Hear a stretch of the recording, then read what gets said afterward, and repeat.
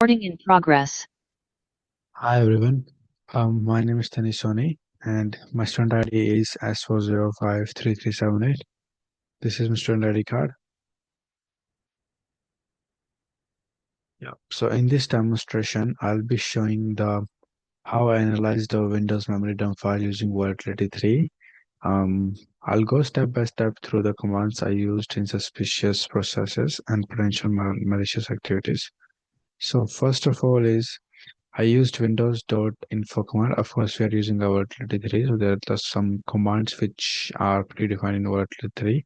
So Windows, I'll just copy the command, and Windows command I've used to get the basic information of the file. So sorry, I forgot to go to the directory first, and then here you can see online exam is this one, and then in this the file is there. Yep, so as you can see, it tells us about the OS of the Windows, which is Windows 7 SP1. It also tells about the architecture, which is just 64 bits. It also tells about the number of processors, which was here, yeah, the number of processor one.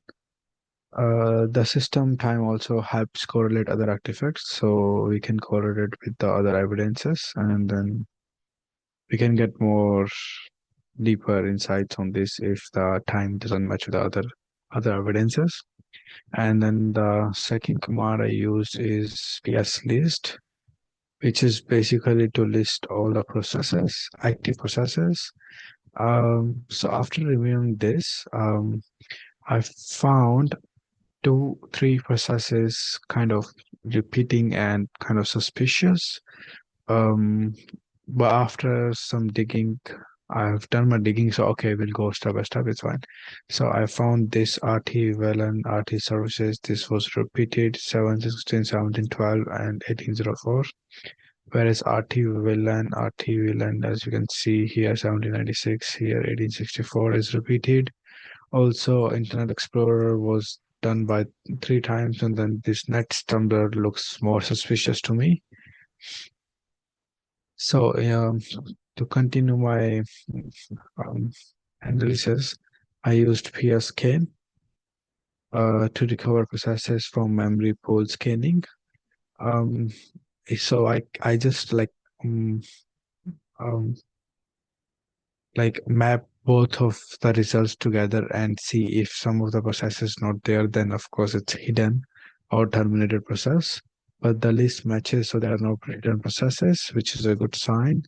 After this, I've used after this I've used PS tree, so I can visualize the parent-child relationship between processes.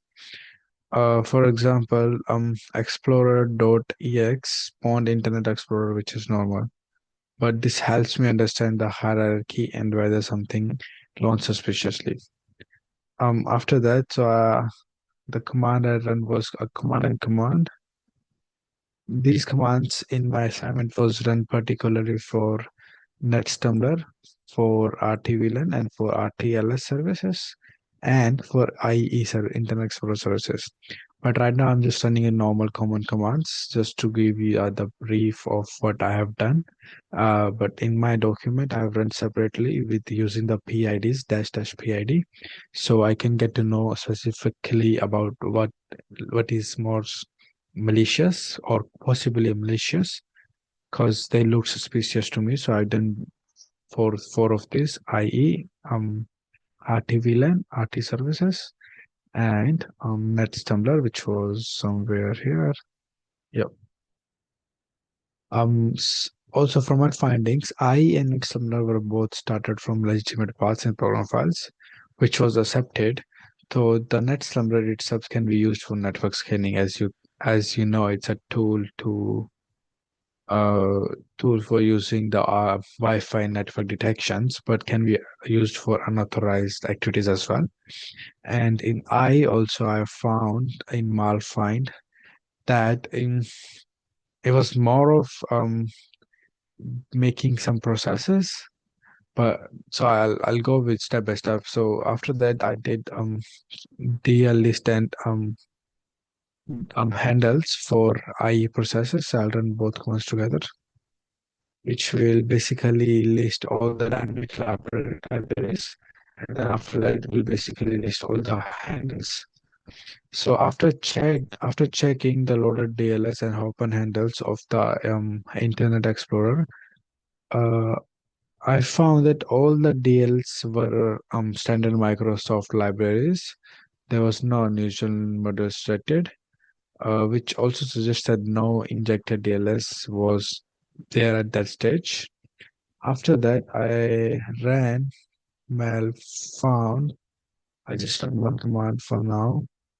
In malfind, I found two activities, two page execute read write, which were flagged as page execute read write.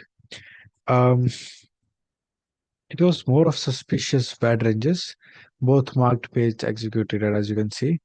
Um, After this, I ran bad info command to get more knowledge about the information of the VAD, which were flagged as page rewrite. Typically, it's indicators of injected or JIT code. Based on this, I have marked IE as more suspicious and possibly containing injected code. So to summarize my findings, the memory image is from Windows 7 SP1. There was not in processes. SNES and network scanning tool was running and is contextually suspicious. Can be suspicious, I can say that. And it's more of unwanted program if they don't need it. IE, which had a private RWX memory regions, suggested potential code injection. So according to me, I've classified the most suspicious process as IE, which can be potentially risky as well. Um, so in order to conclude my demonstration, I would say the IE was more risky and more suspicious. Thank you.